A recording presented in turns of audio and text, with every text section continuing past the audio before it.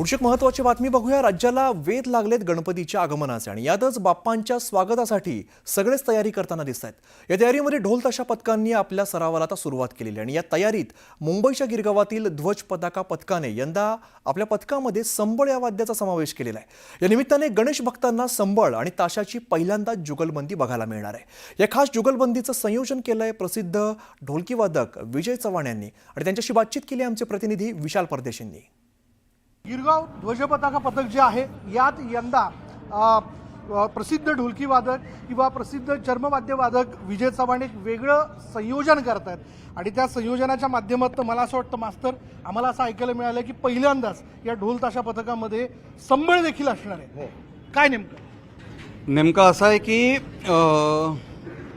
सगळीकडे आता ढोल ताशा पथक झालेलं आहे। तर हे जे पथक आहे गिरगाव ध्वज पथक हे आम्ही पण गिरगावातच राहिलो आहोत आणि हे आमच्या म्हणजे घरचंच पथक आहे। तर मला ह्या मुलांनी भेटलं की आपण काय नवीन करूया। तर मी या मुलांना विचारलं की तुम्हाला काय नवीन पाहिजे। तर ते बोलले की संबळ वाजवूया। ठीक आहे, मला आता संबळ हे वाद्य तेवढं सोपं नाही आहे, परंतु ह्यांना जमेल तसे सोप्या मार्गाने लेसन दिले, धडे दिले आणि त्या मुलांनी सर्वांनी ते आत्मसात केले, रियाज केला आणि वाजवून ते आज दाखवून देत आहेत की आम्ही संबळ शिकलो। आणि नुसतं संबळ नाही तर मी म्हणलं नुसतं संबळ काय कामाचं, तर ताशा आणि संबळ या दोघांची जुगलबंदी म्हणा किंवा सवाल जबाब म्हणा तो एक छानसा पॅच बसवून दिला आणि त्याच्यामध्ये एंडला ढोलाची एंट्री आम्ही केली आणि सर्वांनी त्यांनी स्वतःने मेहनत करून